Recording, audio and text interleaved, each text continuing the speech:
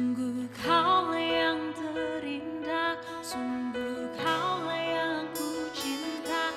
Kehadiranmu bakal seluruh duniaku.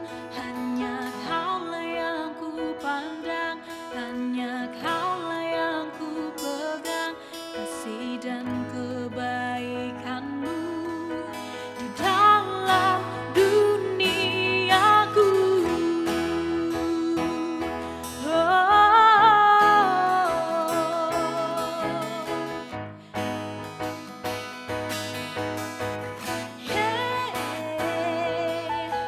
Syukurku ucapkan atas semua perbuatanmu. Hidupku diubahkan sejak kau tinggal dalam hatiku. Betapa ku bersandar pada dirimu, tanpamu ku takkan kuat. Shalom, saudaraku yang terkasih, dimanapun berada saat ini. Puji Tuhan, senang sekali kita boleh bertemu kembali dalam ibadah intergenerasi. Mari sama-sama kita persiapkan hati kita.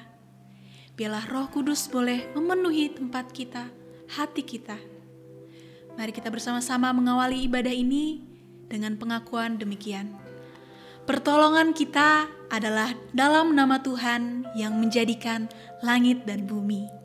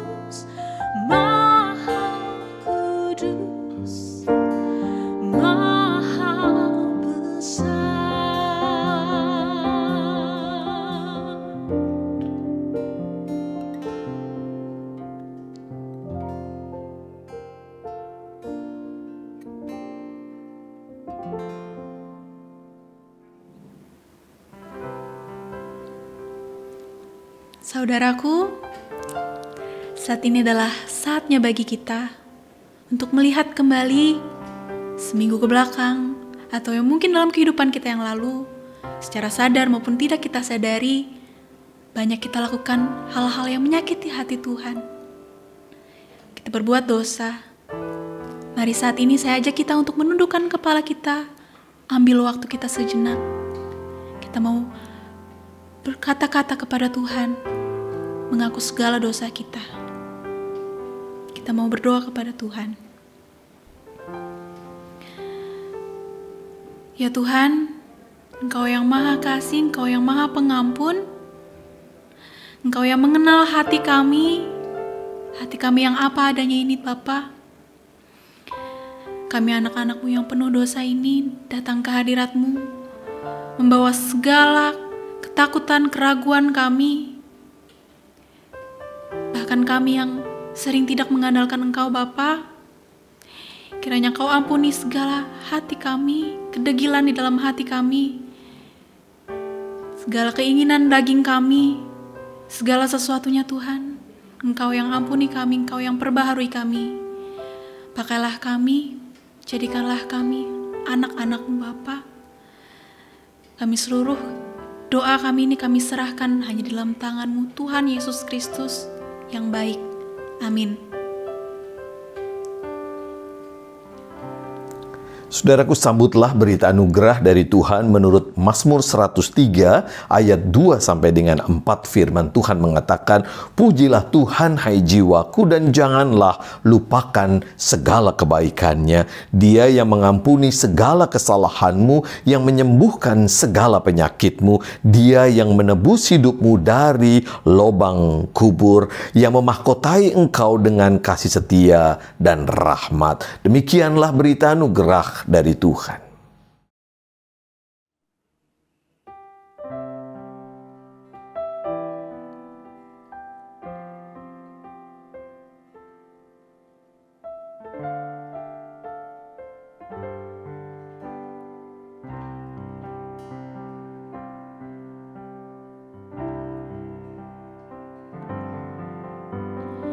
Tuhan, Kaulah pengharapan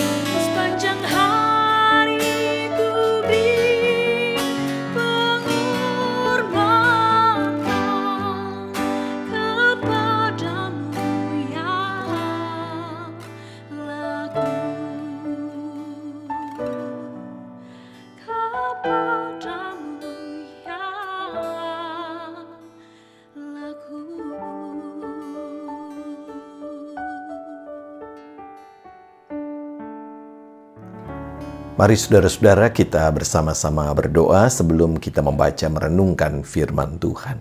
Kita berdoa.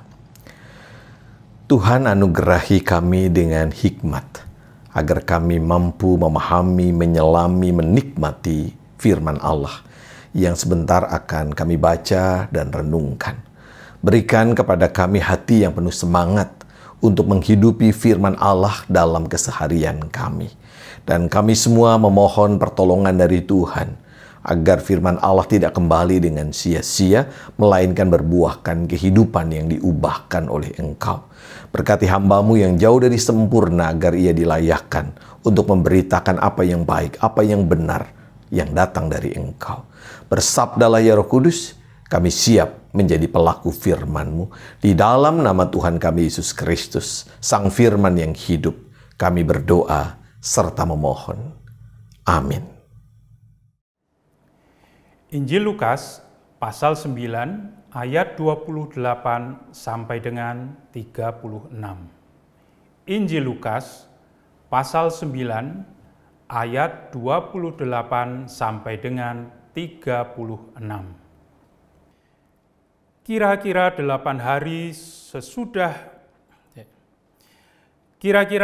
hari sesudah segala pengajaran itu, Yesus membawa Petrus, Yohanes, dan Yakobus lalu naik ke atas gunung untuk berdoa. Ketika ia sedang berdoa, rupa wajahnya berubah dan pakaiannya menjadi putih berkilau-kilauan. Dan tampaklah 2 orang berbicara dengan dia, yaitu Musa dan Elia. Keduanya menampakkan diri dalam kemuliaan dan berbicara tentang tujuan kepergiannya yang akan digenapinya di Yerusalem. Sementara itu, Petrus dan teman-temannya telah tertidur, dan ketika mereka terbangun, mereka melihat Yesus dalam kemuliaannya dan kedua orang yang berdiri di dekatnya itu. Dan ketika kedua orang itu hendak meninggalkan Yesus, Petrus berkata kepadanya, "Guru, betapa bahagianya kami berada di tempat ini.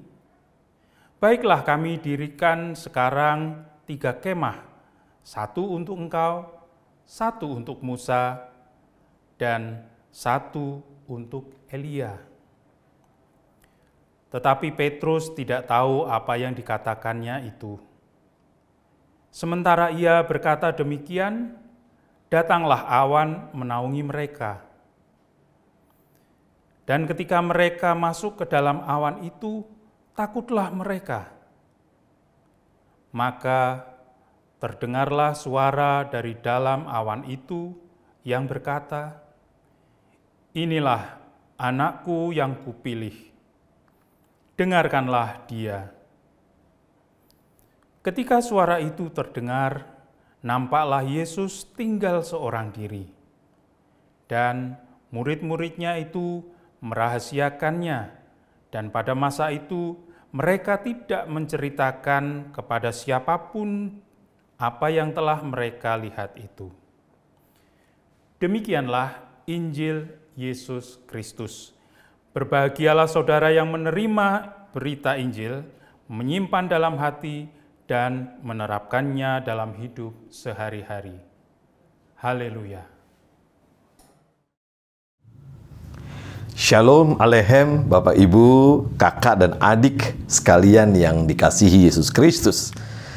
Boleh kita bertanya dulu ya sebelum kita merenungkan firman Tuhan. Pertanyaannya sederhana, ini adik-adik boleh jawab dengan bersuara. Kalau perlu tanya sama papa mama betul atau tidak. Pertanyaannya begini, adik-adik bisa nggak menjawab simbol yang saya sampaikan? Misalnya begini, kalau saya kasih tangan begini, apa artinya? Tahu ya? Kalau saya kasih tangan begini, apa artinya?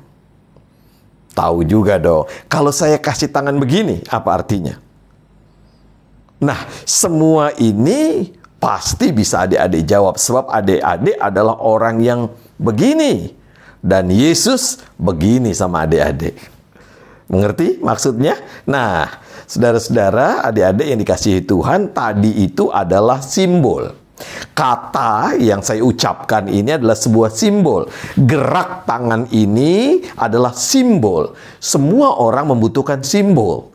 Dengan simbol kita dapat memahami. Ketika saya menyebut gajah, maka kita semua bisa membayangkan seekor makhluk yang besar dengan belalai yang panjang, telinga yang lebar, hanya dengan satu simbol, yaitu gajah. Nah, hari ini kita membaca sebuah cerita simbolik. Cerita yang dipenuhi dengan simbol yang memberikan kepada kita kejelasan tentang Yesus dan panggilan hidup kita sebagai pengikut Yesus. Diceritakan dalam Alkitab, Yesus mengajak murid-muridnya naik ke atas gunung untuk berdoa. Gunung adalah tempat kediaman Allah. Kita tahu ceritanya Musa menjumpai Allah di Gunung Sinai. Jadi peristiwa itu terjadi di tempat kediaman Allah. Dan tentu saja namanya juga kediaman Allah, Allah pasti hadir di sana. Tidak semua para murid diajak, yang diajak itu ada 3. Petrus, Yohanes, dan Yakobus. Mungkin saja karena terlalu lelah naik gunung, saat sebelum atau setelah berdoa, para murid kelelahan lalu tertidur. Jadi mereka tidak bisa melihat peristiwa luar biasa yang terjadi di atas gunung itu semenjak awal.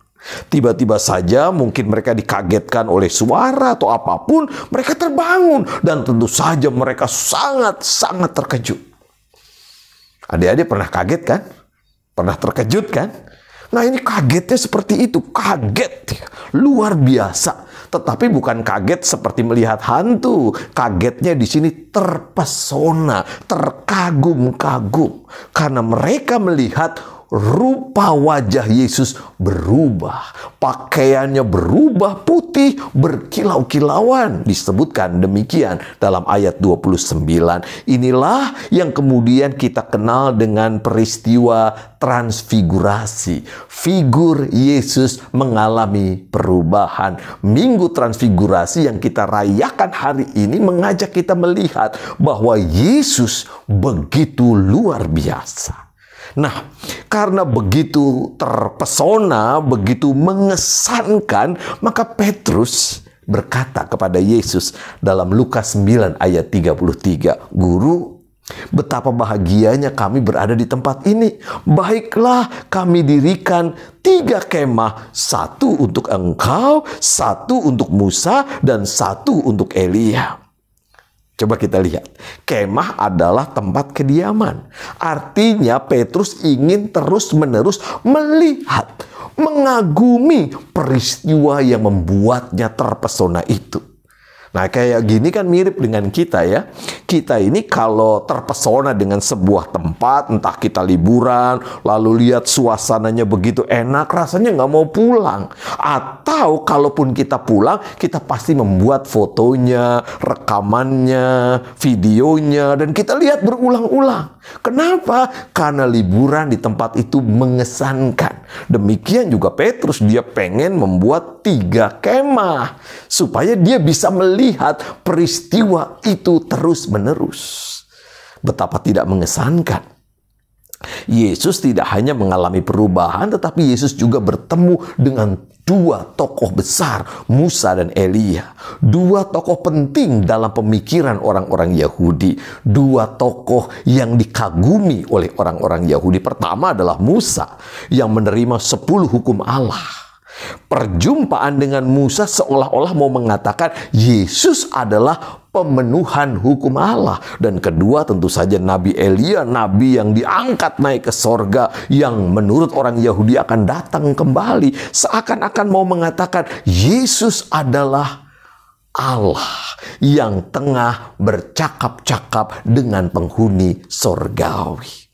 Menariknya, harapan Petrus untuk terus-menerus melihat peristiwa yang menakjubkan itu tidak dihiraukan.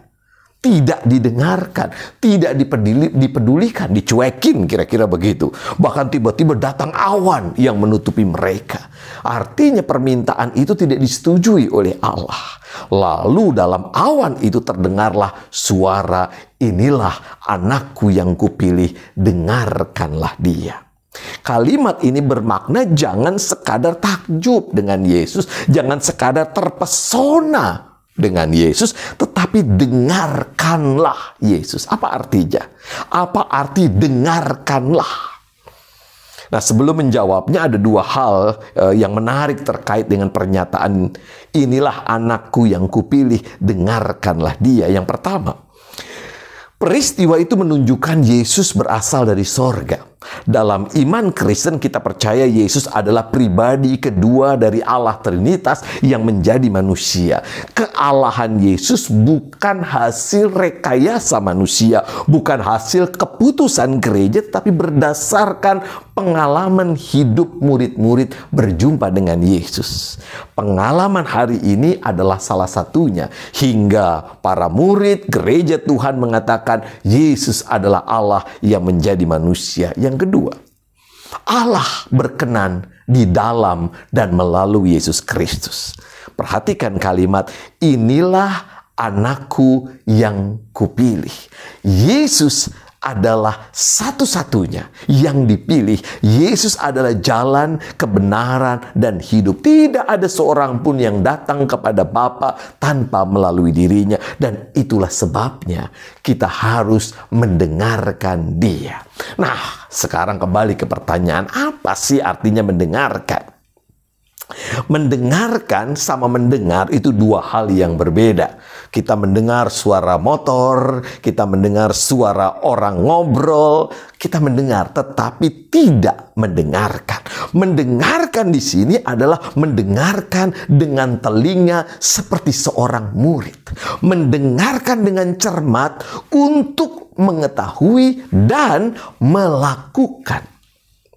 Nah, mungkin gambaran mendengarkan di sini seperti tutorial di YouTube ya. Jadi kalau kita mau bikin sesuatu ada tutorial di YouTube, kita mendengarkan lalu kemudian kita melakukan. Nah, itulah sebabnya peristiwa ini dilanjutkan dengan peristiwa penyembuhan yang dilakukan setelah kisah transfigurasi. Nah, apakah mudah mendengarkan Yesus dalam artian tadi? Ingin mengetahui lebih banyak dan melakukan apa yang dikatakan oleh Yesus? Tentu saja tidak. Jangankan mendengarkan Yesus, mendengarkan orang-orang yang ada di sekitar kita saja tidak mudah. Bapak, ibu, suami, istri, mudahkah mendengarkan satu dengan yang lain? Nggak mudah kan? Itu sebabnya Bapak, ibu pasti pernah berkelahi, pernah ribut, pernah konflik. Anak-anak, adik-adik, mudahkah mendengarkan orang tua? Atau sebaliknya, orang tua mudahkah mendengarkan anak-anaknya? Sudah pasti tidak. Itu sebabnya orang tua dan anak seringkali juga miskomunikasi. Bukankah para istri seringkali kesal karena suaminya kalau diajak ngomong matanya terus melihat ke televisi atau ke gadget sambil tidak peduli, hanya memperhatikan apa yang ada di depannya? Bukankah istri juga seringkali tidak mendengarkan suaminya karena fokus juga nonton di gadget dan lain sebagainya? Mendengarkan adalah hal yang penting. Ketika ada anak-anak remaja yang mengalami kenakalan, disebut kenakalan remaja, seringkali kalau kita konseling, itu berasal dari perasaan tidak didengarkan. Yang dapat kita simpulkan dengan pernyataan, saya nggak diperhatikan. Orang tua saya terlalu sibuk dengan urusannya sendiri, dan lain sebagainya. Memang, Bapak, Ibu, Saudara-saudara, manusia itu pada umumnya lebih mudah berkata-kata daripada mendengarkan. Saya teringat dengan apa yang ditulis Pak Andar Ismail dalam buku seri Selamatnya tentang sebuah penelitian ini imajinatif di Praha katanya. Ia mengatakan ketika ditanyakan atau ketika diteliti berapa banyak seorang berkata-kata dan hasilnya begini. Pendeta katanya satu hari 3.420 kata-kata. per hari. Prajurit di asrama, jadi ketika dia ngobrol atau bersama-sama dengan teman-temannya, itu 7.420 kata-kata per hari. Pelajar SMP, 8.700 kata-kata per hari. Istri, 15.300 kata-kata per hari. Dan yang paling banyak adalah ibu mertua, 19.800 kata-kata per hari. Jangan tersinggung ya, ini ditulis oleh Pak Andar. Nah, sejujurnya seringkali berkata-kata lebih mudah kita lakukan daripada mendengarkan. Dan itulah yang terjadi dalam kehidupan orang Kristen dan gereja Tuhan. Kita terlalu cepat mengucapkan kata-kata sebelum mendengarkan dengan baik. Orang Kristen dan gereja sibuk dengan berbagai macam kegiatan, aktivitas, mendengarkan keinginannya sendiri, tetapi lupa mendengarkan suara Tuhan. Dampaknya jelas ya. Gereja bertaburan bagai bintang di angkasa. Di sana gereja, di sini gereja, di mana-mana gereja. Ibadah di gereja sebelum pandemi penuh sesak.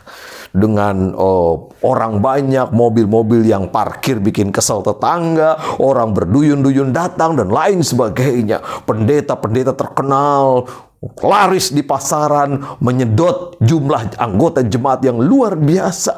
Tetapi pertanyaan lebih lanjut, hasilnya apa? Apa hasil dari gereja Tuhan dan orang-orang Kristen yang katanya mendengarkan firman Tuhan? Apakah perilaku orang Kristen berubah? Oh, mungkin saja. Tetapi yang tidak berubah juga banyak. Sebab apa?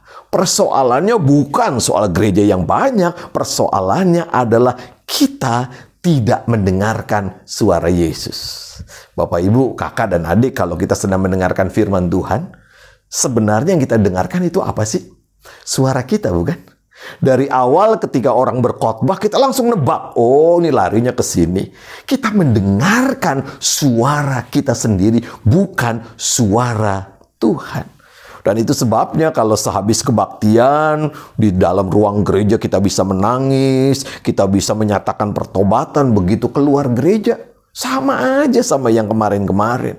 Kalau mobil kita tiba-tiba keserempet, apakah kita teriak haleluya? Seperti di gereja? Enggak, kita marah, ribut. Itu sebabnya keluarlah kata-kata caci maki, kebun binatang dari mulut kita. Apa sebabnya? Mengapa ini semua terjadi? Sebabnya sederhana. Kita hanya terpesona, terkagum-kagum dengan Tuhan Yesus dengan segala kuasanya. Kita sibuk memberitakan pesona Tuhan Yesus yang luar biasa lewat ibadah-ibadah, lewat program-program kita. Tetapi seringkali kita lupa mendengarkan suara Tuhan, keinginan Tuhan, hati Tuhan yang perlu kita sampaikan kepada dunia ini sekarang ini, saat ini. Saya memberi contoh dalam Lukas 9 ayat 46. Tidak jauh dari cerita ini diceritakan para murid justru bertengkar tentang siapa yang terbesar di antara mereka. Padahal mereka baru saja bercerita mereka baru saja melihat tentang keajaiban, peristiwa yang menakjubkan, dan mereka baru saja mendengar pengajaran Yesus tentang penderitaan yang harus ditanggung oleh anak Allah. Apa artinya? Artinya mereka tidak mendengarkan Yesus. Mereka melihat peristiwa menakjubkan, mereka mendengarkan pengajaran Yesus tentang anak manusia yang harus menderita, mereka melihat mujizat penyembuhan, tetapi mereka hanya mendengarkan untuk kepuasan telinga dan dirinya sendiri. Justru karena itu marilah kita renungkan. Sudahkah kita sungguh-sungguh mendengarkan suara Yesus? Jangan-jangan dalam hidup kekristenan kita hanya terpesona. Kita hanya mengagumi Dia, tetapi hidup, pikiran, dan karakter kita tidak mencerminkan hidup, pikiran, hati, dan karakter Yesus. Kalau kita mau belajar mendengarkan, Bapak, Ibu, Saudara-saudara, itu berarti kita belajar sungguh-sungguh seperti telinga seorang murid. Seperti kita sedang melihat tutorial di dalam YouTube. Oh, ini begini saya lakukan. Oh, ini begini saya lakukan. Itu yang namanya mendengarkan. Dan itu yang ingin Yesus lakukan. Yesus tidak butuh kita mengagumi dirinya terus-menerus. Yang Yesus inginkan adalah mendengarkan dan lakukan. Mendengarkan dan lakukan. Nah, Bapak Ibu, adik-adik, kakak-kakak yang terkasih, bersediakah kita melakukan itu? Bersediakah kita tidak hanya mengagumi Yesus, tetapi kemudian kita menangkap apa yang Yesus inginkan dan melakukannya dalam hidup kita? Kalau bersedia, itu yang namanya murid-murid Yesus yang mendengarkan Dia. Tuhan mencintai kita semua. Amin. Mari kita berdoa. Tuhan, Engkau selalu bersuara, menyampaikan keinginan isi hatimu kepada kami. Namun seringkali kami tidak mendengarkan Engkau. Kami hanya terkagum-kagum dengan kuasa-Mu, melihat, mendengar peristiwa transfigurasi, melihat, mendengarkan Engkau melakukan mujizat-mujizat, melihat, mendengarkan pengajaran-pengajaran-Mu. Tetapi kami mendengarkan hanya sekadar terpesona, mengagumi, untuk kemudian kami lupa melakukan apa yang Engkau katakan, apa isi hatimu di sini saat ini. Ampuni kami ya Tuhan, itu sebabnya kehidupan kami tidak mengalami perubahan. Kami hanya menceritakan kekaguman kami, tetapi hidup kami tidak mencerminkan kekaguman itu. Bahkan seringkali kami bertikai satu dengan yang lain seperti para murid yang setelah melihat, mengagumi peristiwa yang luar biasa, malah bertikai, mencari kedudukan siapa yang terbesar di antara mereka. Ampuni kami Bapa, kami ingin belajar dari peristiwa Minggu Transfigurasi di hari ini, agar kami sungguh-sungguh menjadi anak-anak Tuhan, pengikut Tuhan yang setia, yang mampu menghidupi kehendak Allah dalam keseharian kami. Kami mau berdoa di saat ini untuk saudara-saudara kami yang sedang menghadapi berbagai macam persoalan, khususnya karena pandemi COVID-19. Mereka yang terinfeksi, dirawat di rumah sakit ataupun isoman di rumah, Tuhan berikan kepada mereka kesabaran. Kiranya mereka boleh tetap menjaga agar infeksi ini tidak menular kepada orang lain. Sembuhkan dan pulihkan mereka. Mereka yang mengalami kesulitan ekonomi karena usahanya, karena pekerjaannya terhambat karena pandemi ini. Tuhan berikan kesabaran. Dan kiranya kami boleh bergantung sepenuhnya pada Engkau. Dan Engkau menolong, memberkati, membukakan pintu-pintu berkat-Nya buat mereka. Kami mau berdoa untuk pemerintah yang berupaya mengatasi pandemi dan dampaknya.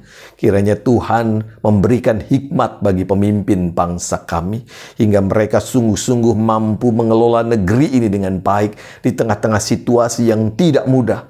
Mereka tetap menjaga agar virus COVID-19 tidak merusak kehidupan rakyat di negeri ini dan tidak berdampak besar bagi kehidupan khususnya ekonomi di negeri ini.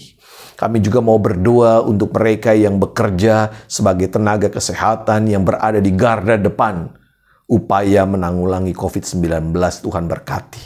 Kiranya mereka tetap mengerjakan tugas panggilannya dengan sepenuh hati. Kami mau berdoa ya Bapa untuk setiap hal yang sedang kami lakukan. Kiranya Tuhan memberkati agar kami boleh melakukan apa yang baik dan berkenan kepadamu. Tugas-tugas studi kami, tugas-tugas pekerjaan kami, tugas-tugas di rumah tangga kami, kiranya boleh kami kerjakan dengan sepenuh hati, seperti untuk Tuhan dan bukan untuk manusia. Kami mau berdoa untuk bumi ini. Dunia sedang berupaya melawan COVID-19. Kiranya bumi boleh menjadi lebih baik lagi. Dan karena itu ajar kami, tolong kami, agar kami mampu melakukan hal-hal sederhana untuk merawat bumi ini. Terima kasih ya Bapa, kami berdoa di dalam nama Tuhan kami Yesus Kristus. Amin.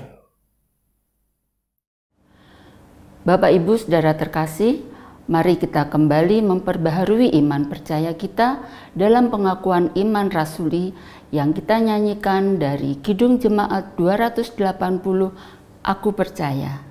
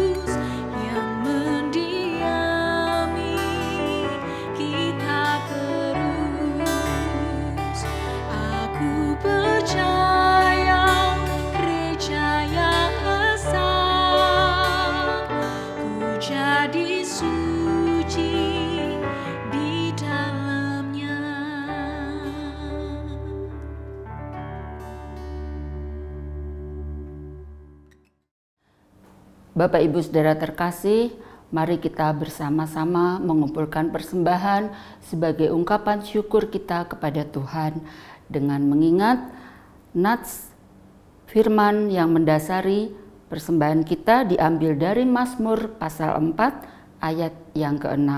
Demikian bunyinya. Persembahkanlah korban yang benar dan percayalah kepada Tuhan. Mari kita memberikan persembahan yang terbaik untuk Tuhan. Tuhan Yesus memberkati.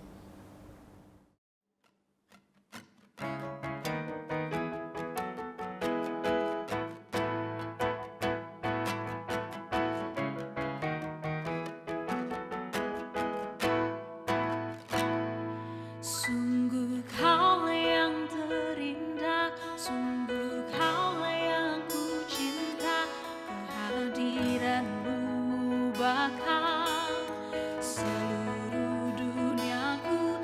Hanya Kaulah yang ku pandang, hanya Kaulah yang ku pegang, kasih dan kebaikan-Mu di dalam duniaku.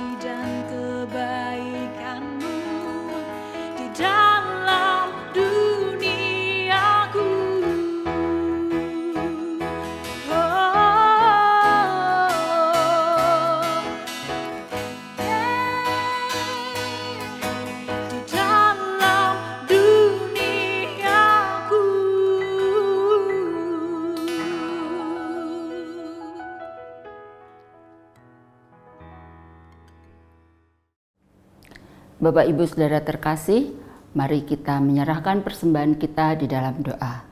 Mari kita berdoa. Tuhan Yesus, Tuhan yang baik, kami menghampiri tahta-Mu yang kudus Tuhan. Kami sungguh bersyukur karena kasih dan penyertaan Tuhan yang tidak pernah berkesudahan di dalam hidup dan kehidupan kami. Di masa-masa pandemi yang belum berakhir ini Tuhan, di dalam banyak hal kesukaran yang kami hadapi, tetapi kami merasakan tangan Tuhan tidak pernah kurang menolong kami.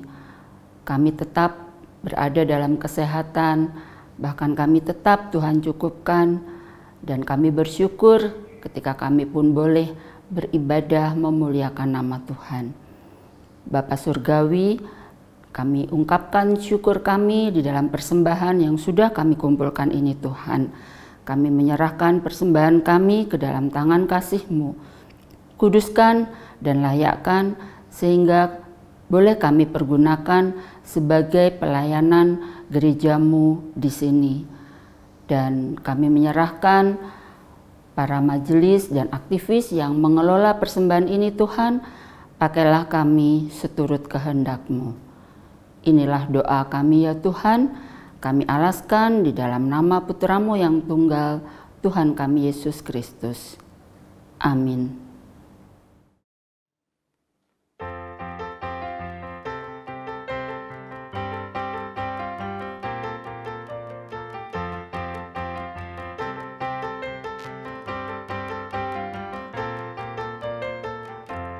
Kasih setia-Mu nyata bagiku,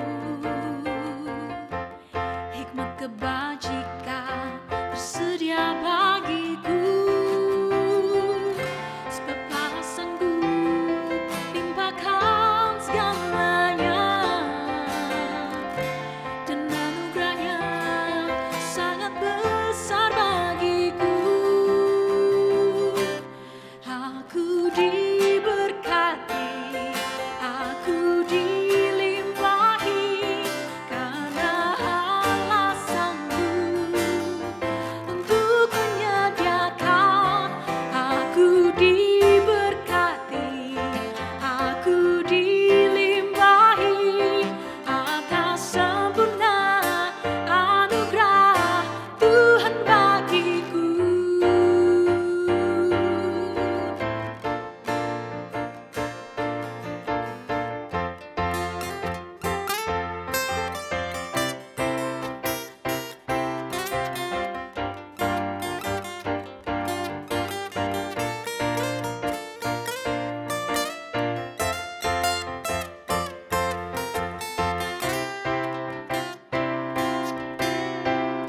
Sebab Allah sanggup limpahkan segalanya, dan anugerah-Nya sangat besar bagiku. Aku diberkati, aku dilimpahi, karena Allah sanggup untuk menyediakan. Aku diberkati, aku dilimpahi, karena Allah sanggup untuk menyediakan. Aku diberkati, aku dilimpahi atas sempurna anugerah Tuhan bagiku.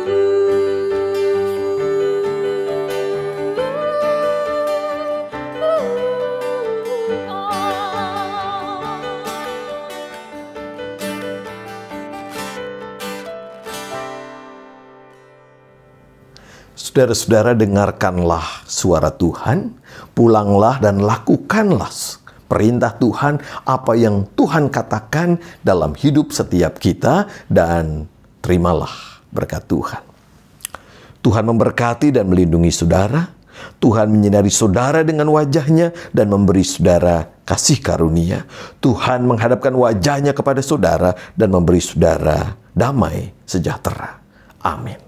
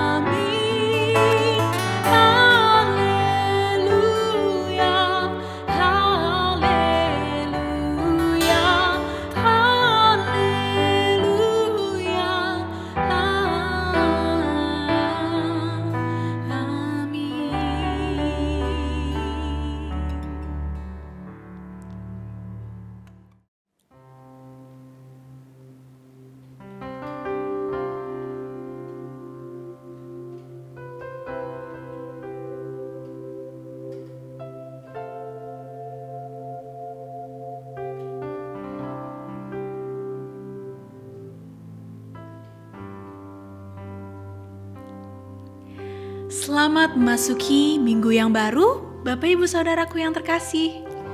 Tuhan Yesus memberkati.